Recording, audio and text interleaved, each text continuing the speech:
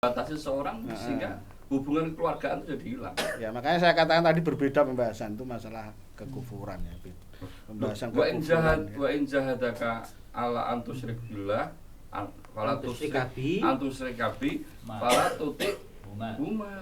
Ini juga urusan syirik ini. Sekedar orang tua yang berperilaku membahayakan manusia ya, atau sesuatu yang tidak pantas, kita tetap diperintahkan untuk bersabar ya. Tetap diperintahkan untuk menasihati dengan hikmah tadi kata Ustaz Thayyib ya, dan mengharap pahala dari Allah atas kesabaran kita terhadap keduanya, maka tetap dia harus berlaku baik. Maksud saya gini, kata-kata kiasan atau memang dohirnya seperti itu, boleh gak kita agak sedikit keras pada orang tua dalam rangka menyelamatkan agamanya?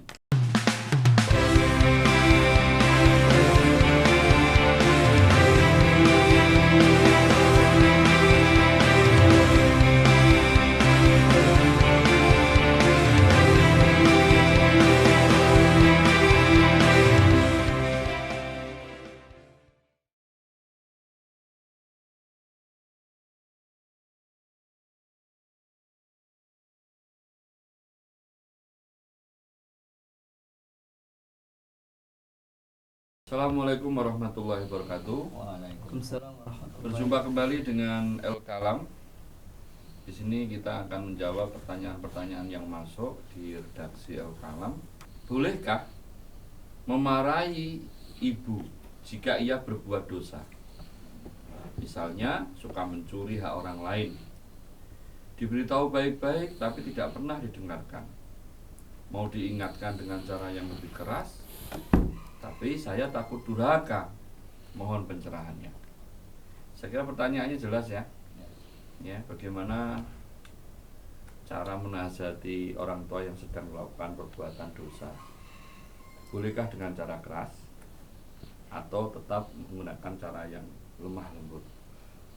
Karena adanya larangan mengucapkan kalimat kepada orang tua. Apalagi ini kepada ibu. Silahkan, yang mau menjawab pertama kali siapa? Pemirsa El Kalam yang saya hormati dan khususnya kepada penanya, pertanyaan sangat bagus sekali ya. Satu-satu, bolehkah memarahi ibu jika ia berbuat dosa? Baik, nah jadi bahwa usaha atau hal yang dilakukan oleh si penanya ini adalah sangat mulia dalam konteks amar ma'ruf nahi munkar atau berdakwah.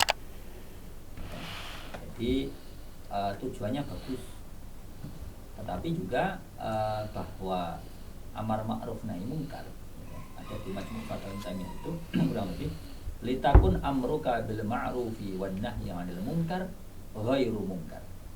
Jadi melakukan amar ma'ruf nahi munkar itu sesuatu yang mulia. Wal takum minkum ummatun yad'una ilal khairi wa ya'muruna bil ma'rufi wa yanhauna 'anil munkar. Jadi ada dakwah, ada amar ma'ruf nahi munkar. Nah, tentu yang dilakukan oleh si penanya itu dalam konteks adalah nahi munkar. Tapi dia disampaikan bahwa litakun amruka bil ma'rufi wa nahi munkar ghairu munkar. Tapi tidak juga dengan cara yang munkar, dengan memarahi. Mengapa demikian?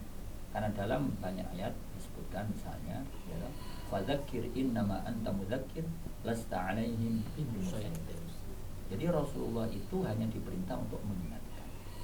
Nah, jadi sekali lagi pertanyaan, bolehkah memarahi seorang ibu gitu jika ia berbuat dosa?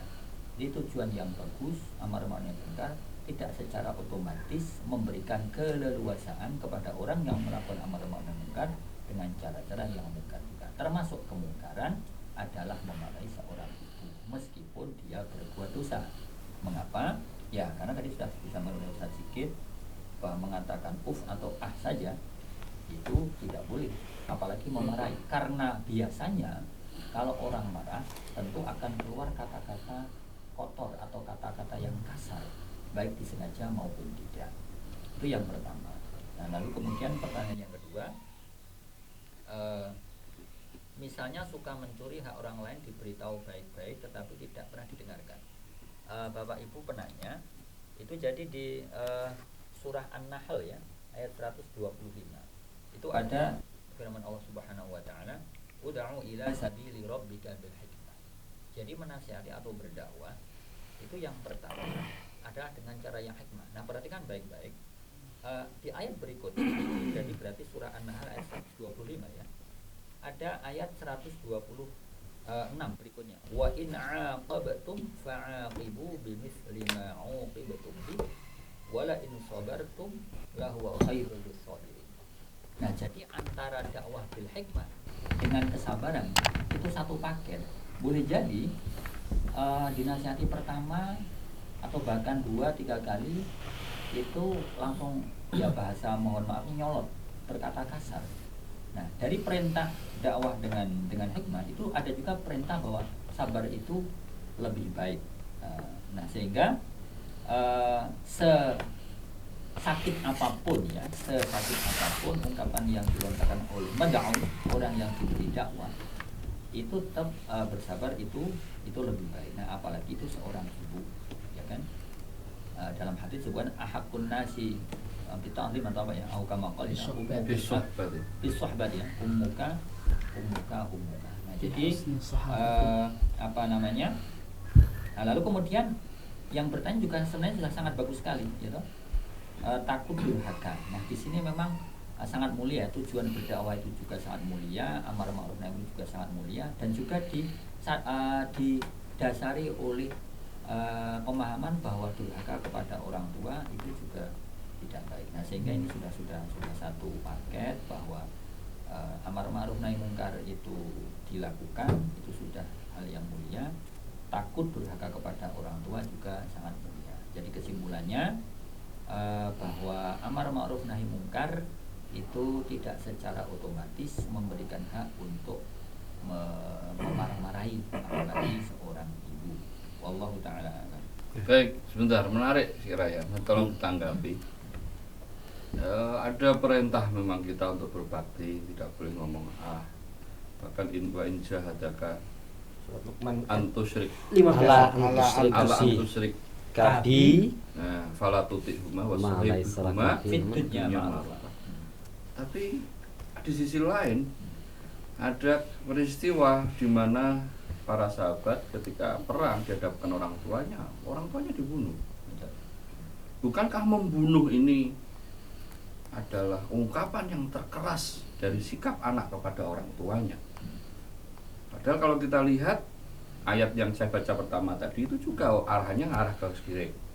Bapaknya perang itu juga mempertahankan kesyirikan, ya kan? Anaknya mempertahankan keimanan.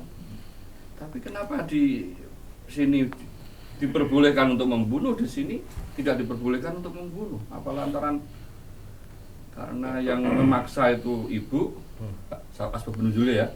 Kalau yang perang itu bapak. Kalau ibu tidak boleh dikeras, nggak mungkin akan berantem dengan ibu kan mungkin. Kalau bapak kan podo kuat ya kan, maksudnya gitu loh. Nah, ini tolong dijawab untuk hal ini, apakah ada toleransi sehingga sampai dalam peperangan kok boleh membunuh? Harusnya kan janganlah, sekalipun perang ini orang tua saya ini waktu sohib dihunga ma'rufah kan gitu. Jangan dibunuh, dipisoi saja, maksudnya gitu kan ya. Boleh komentar saja gitu. Iya, silakan. Jadi Atau mungkin jangan satu dulu lah, yang lain dulu Nahi di sini para ulama sepakat ya bahwa dia adalah tahrim ya, nahinya adalah tahrim ya. Maka di sini Imam Tobari menjabarkan ayat tersebut dengan menulis fala ta'fif min syai'in tarahu min ahadihima au minhuma mimma yata'adza bihi annasu. Jadi tidak boleh kita berkata kasar sedikit pun kepada kedua orang tua kita, baik bapak maupun ibu. Ini dua-duanya ini di sini. Bukan hanya ibu atau bapak. Dua-duanya yang perkataannya atau perbuatannya itu membahayakan manusia atau menyakiti manusia. Walakin isbir, ya, akan tapi kita diperintahkan untuk bersabar. Ala dzalika minhuma, atas apa saja perbuatan dari kedua orang tua kita meskipun membahayakan manusia ya, tetap kita tahan sebatas tadi ya, sebatas menahan ya amar ma'ruf nahi mungkar tanpa ada kekerasan sedikit pun. Wah tasib ya, bahkan kita diperintahkan untuk ihtisab ya, mengharap pahala. Fil ajr sabroka alaihi minhuma kama sobaro alaika fi sigorika. Jadi kalau masalah sekedar orang tua yang berperilaku membahayakan manusia ya, atau sesuatu yang tidak pantas, kita tetap diperintahkan untuk bersabar ya, tetap diperintahkan untuk menasihati dengan hikmah tadi kata Ustaz Thayyib ya, dan mengharap pahala dari Allah atas kesabaran kita terhadap keduanya. Mengingat ya, kita mengingat betapa sabarnya keduanya terhadap kita ketika kita masih kecil kan. Adapun dilontarkan oleh Ustaz Sigit tadi, kenapa itu para sahabat ada yang membunuh keluarganya bahkan bapaknya? Ya karena mereka menyerang, dan para sahabat itu sedang membela Rasulullah Shallallahu Alaihi Wasallam. Jadi di sini berbeda ya, pembahasannya berbeda. Kalau para sahabat itu ya setelah hijrah ke Madinah ya, itu adalah dalam rangka membela agama Islam ya, karena Islam masih lemah waktu itu dan posisi diserang gitu. Jadi pembahasannya keluar dari ayat ini. Kalau ayat ini kan tidak ada nuansa peperangan ya, tapi ranahnya masih ranah dakwah. Disampaikan ditafsirkan mestinya bersabar, wah tahsib ajran minallah. Sekalipun orang tua itu melakukan suatu perbuatan yang membahayakan orang lain. Iya. Membahayakan orang lain itu kan perang ini membahayakan orang lain. Nah ini beda, ini membela Rasulullah ini kasusnya beda lagi. Jadi derajatnya sudah jihad fisabilillah ya dalam hal ini. Karena Islam dalam waktu itu masih lemah, masih awal-awal berdiri ya. Jumlahnya juga masih sedikit ya. Kalau tidak ada yang membela ya habis. Bukannya kekufuran itu ditegaskan oleh Allah SWT kepada Nabi Nuh ketika Kan'an itu dinasihati nggak mau, diajak iman nggak mau, Nabi mengatakan fa'innahu waladi. Tapi kata Allah apa? Innahu laisa min ahlika. Itu duduk keluargamu itu. Nah, ya, makanya artinya kekufuran itu sudah membatasi seorang sehingga hubungan keluargaan itu jadi hilang. Ya makanya saya katakan tadi berbeda pembahasan itu masalah kekufuran ya. Pembahasan kekufuran. Wa in jahadaka ala antusyrik billah fala tusyrikabi fala tuti huma. Ini juga urusan syirik ini. Ya mengajak kesirikan kan biasa kan orang tua mengusulkan kan ini. Dilanjutkan wasahibuma fid dunya. Justru itu wasahibuma fid dunya ma'ruf, aja diperang aja dipateni. Ngono lho, wasahibuma ma'ruf, jangan dibunuh. Iya, kalau yang diserang diri sendiri enggak apa-apa. Ini yang disampaikan Pak Sigit. Dalam ayat itu pribadi anaknya yang diajak syirik ya. Kalau di dalam konteks sahabat itu Islam yang diserang gitu. Rasul yang diserang. Maka konteksnya beda. Ini berarti kalau sudah Rasul yang diserang, Rasul yang kita bela, berarti kan kekufuran melawan keimanan. Iya. Ya berarti kalau sudah orang tua kafir ya keplak aja kan gitu kan selesai. Kenapa di ayat tadi orang tuanya memaksa untuk syirik, otomatis orang tuanya musyrik. Orang tua musyrik enggak masalah bagi anak.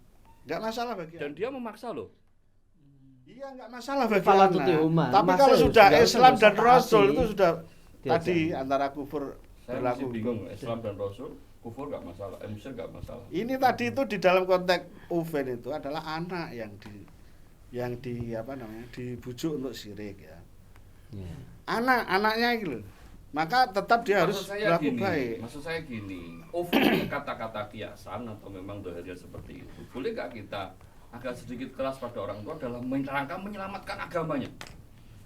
Karena ada perintah berikutnya ini tadi yang sampaikan Ustaz Thayyib ya. Saya setuju dengan Ustaz Thayyib. Marhalatan bil hikmah dengan lembut. Dakwah memang wajib mencegah kemungkaran yang dilakukan oleh orang tua memang wajib. Itu. Namun hasil dan tidak, udahlah itu ranah Allah.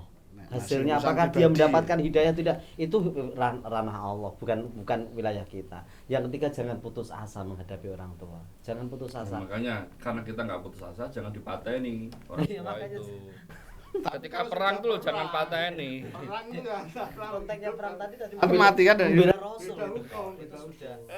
Kalau orang tua sirik nggak boleh dibunuh. Jangan dipaksakan ke arah Inna ulai samin ahlika. Nek wis kafir iku bukan keluargamu. Pateni ra masalah. Iya. Orang tua nggak boleh dibunuh. Buktinya apa? Abu Sufyan ketika kafir datang ke Madinah, Ya. tidak ada yang membunuh. Setuju saya. Karena ini hubungan anak dan anak dan bukan hukum perang. Kalau dalam jihad yang dilakukan sahabat itu hukum perang itu sudah pembahasan lain maksudnya.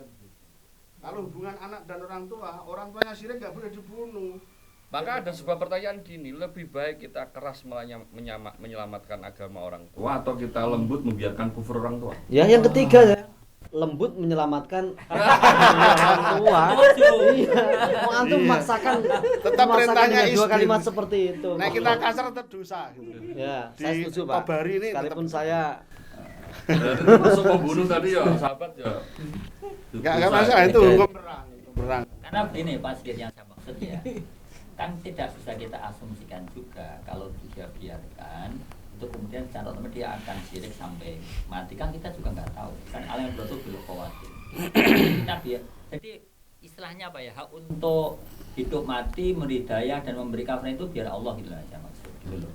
Ya kita terus berjihad sampai berjihad dalam arti berdakwah ya, berdakwah mendakwai terus, syukur-syukur dia melakukannya, kalau enggak ya sudah lasta alaihi bimusaitir tadi itu ya. Jadi kalau boleh menukil asbabul nuzul ayat wa inda hadaka an Allah an tusyrika bi ma laisa laka bi ilmun fala tuti'huma fala tuti'huma. Itu kan sahabat itu kan ceritanya sayang banget sama ibunya. Iya kan? Saking sayangnya itu sedih ibunya mengancam dia, kowe nak mengikuti Nabi Muhammad, mengikuti agamanya Muhammad, saya tidak akan makan sampai mati. Ya kan? Terus dia paksa seperti itu. Akhirnya turun ayat ini, terus sahabat bilang apa? Demi Allah wahai ibu, kalau seandainya engkau punya 1000 nyawa dan engkau memaksa aku untuk kembali kepada meninggalkan agama Muhammad, maka saya tidak akan melakukan itu. Itu kan komen kasar itu. Bukan, itu bukan, itu tegas. Ah. Tegas. Itu sikap yang Kowe tegas. duwe 1000 nyawa mbok modar kabeh ora masalah. anu Nah, itu baru kasar. Itu baru kasar.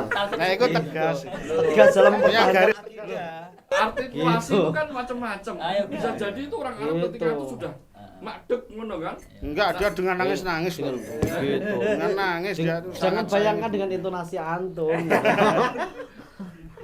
Nah, itu nanti tegas, jadi- garis tegas. Jadi kayak Gus Dur. Quran itu porno itu. Orang orang ngono. Quran itu Kalian ini porno. saya jadi bingung sendiri. Kalian memahami Quran bagaimana saya juga bingung ini. Saya terjemahkan salah ya. Enggak diterjemahkan, enggak ngerti artikulasinya. Kan ya gimana? Ya, Tuh, nanti saya garis masuk tegas ke memang Pilihan kawaid tadi loh, atau pilihan apa. pilihan tadi. Penerjemahan. Membiarkan orang tua sesat, tapi kita bersikap lembut. Ya. Atau kita sedikit kasar tapi menyelamatkan agama orang tua. Ya tadi yang ketiga itu sudah. Tegas. Kita Itu berusaha kata-kata untuk menyelamatkan. Karena Gini gitu tak sedikit. Kita tegasnya pun kan kita juga nggak bisa jamin dia langsung beriman. Gitu. Kasar pun juga Iya. tidak Dan- itu yang saya maksud. dan larangan kasar jelas. Ya, Kalau Dosanya. seandainya ini bisa menjadikan orang tua sadar, khususnya mencuri kan. Ini kan kasusnya mencuri.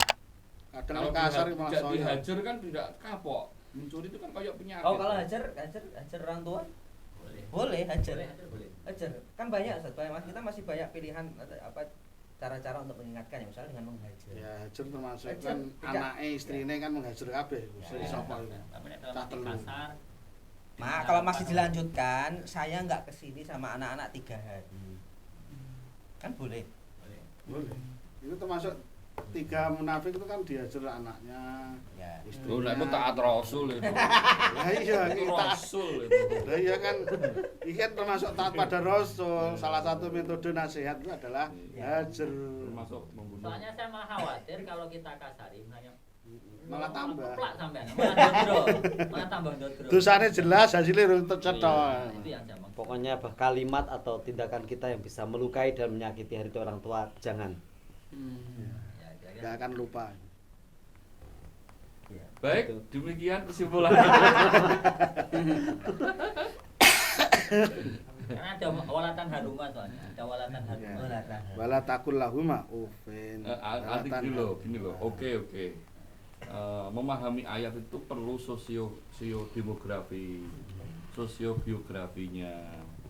Jadi nak antum melihat kondisi di orang Arab, sosiokulturnya itu masyarakat keras ya. Makanya ayat ini memang sangat relevan sekali kalau diterapkan di orang-orang Arab yang keras sekali. Lagi ngomong aja kasar orang Arab itu. Asal kita ngomong Jawa. Iya. Quran itu untuk semuanya, Pak. Ya, saya sepakat. Artinya gini loh. Apa tidak ada tahapan-tahapan atau apa istilahnya volume level. Kata uff itu ada levelnya enggak?